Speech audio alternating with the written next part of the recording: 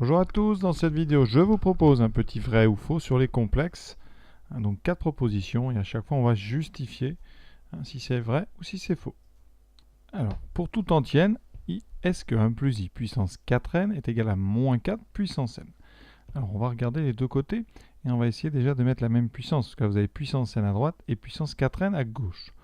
Donc je vous rappelle que a à la puissance 4n, c'est tout simplement a à la puissance 4 à la puissance n. On peut aussi dire a puissance n à la puissance 4, c'est les propriétés des exposants ici, quand on a une puissance d'une puissance. Donc ici, ça veut dire qu'à gauche, 1 plus i puissance 4n, c'est 1 plus i puissance 4 à la puissance n.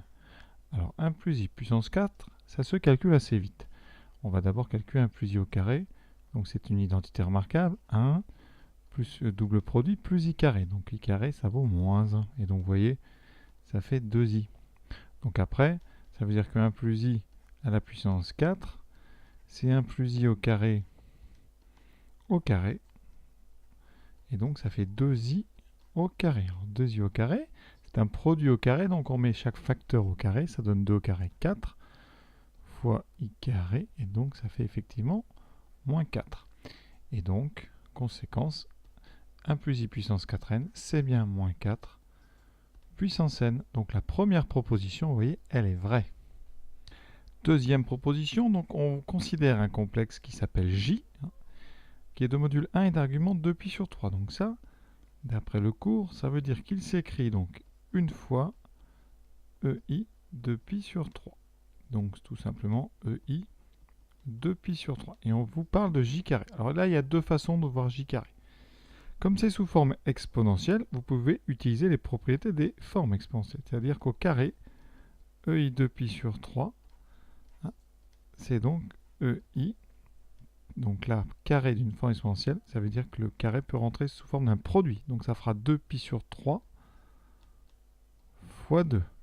Et donc EI 4π sur 3. Je vous rappelle, EI θ à la puissance n avec n entier, c'est EI n fois θ. Et on va pouvoir, vous voyez, facilement comparer ces deux complexes. Donc si vous avez utilisé cette méthode avec donc, les exponentielles, la partie réelle de j,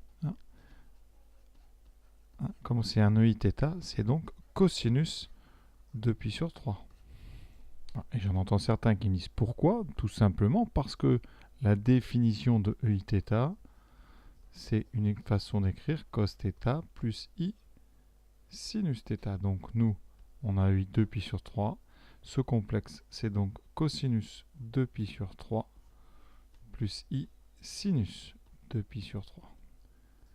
Et donc, pour notre complexe j carré, sa partie réelle, ça sera donc le cosinus de 4π sur 3.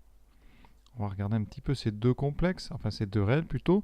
Combien ça vaut? Alors, 2π sur 3, c'est donc dans la famille π sur 3, c'est π moins π sur 3. Ça, c'est donc cosinus π moins π sur 3. On est donc en haut à gauche, donc vous avez π sur 3 qui est en haut à droite, et donc 2π sur 3, c'est celui qui est à gauche. Et donc, c'est le même sinus que π sur 3 et de cosinus opposé. C'est donc moins cos π sur 3, et c'est donc moins, et bien cosinus π sur 3, vous voyez, c'est 1,5, moins 1,5.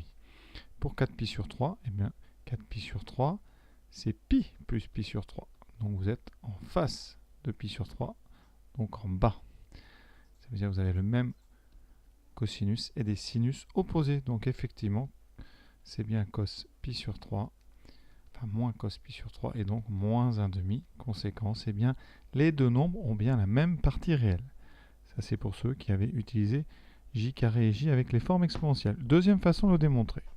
On va passer par la forme algébrique de j. Alors j, c'est donc un complexe de module 1, donc il s'écrit une fois EI 2π sur 3, et donc il s'écrit cosinus 2π sur 3 plus i sinus 2π sur 3. Là, il faut connaître ses cosinus et ses sinus, donc ça fait moins 1,5 plus i racine de 3 sur 2. Donc ça, c'est j. Maintenant, on met au carré, en restant avec des formes algébriques. moins 1 demi plus I racine de 3 au carré. Identité remarquable, moins 1 demi au carré, donc 1 quart. Le double produit, moins 2 fois 1 demi fois racine de 3 sur 2i. Et le carré de I racine de 3 sur 2. Donc ça fera I carré, donc moins 1. Racine de 3 au carré, c'est 3 sur 4. Il reste 1 quart moins 3 quarts, donc moins 1 demi. Ici, moins, les deux se simplifient. Moins I racine de 3 sur 2. Donc, J carré, vous voyez, c'est tout simplement le conjugué de J bar.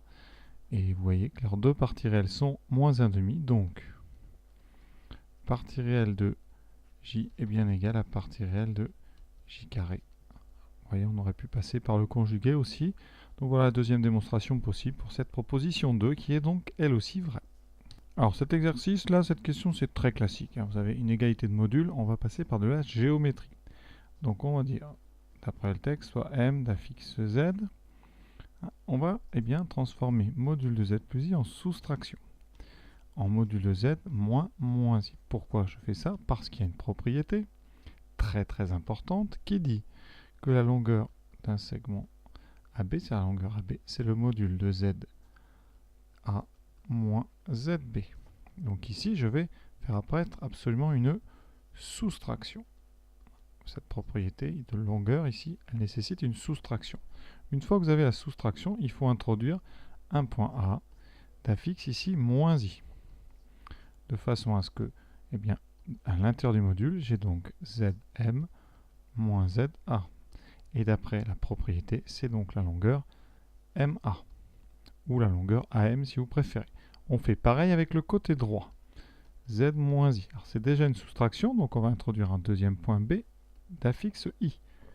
Cela nous donne ZM moins ZB. Et donc d'après le cours, c'est la longueur MB. Conséquence, notre égalité ici de module, elle se transforme en égalité de deux longueurs. Les longueurs MA et MB. Donc on obtient MA égale MB. A et B étant fixes, le point M, il appartient donc à la médiatrice du segment AB. Conséquence, E n'est pas un cercle, c'est une droite. Donc la proposition 3, vous voyez, elle est fausse.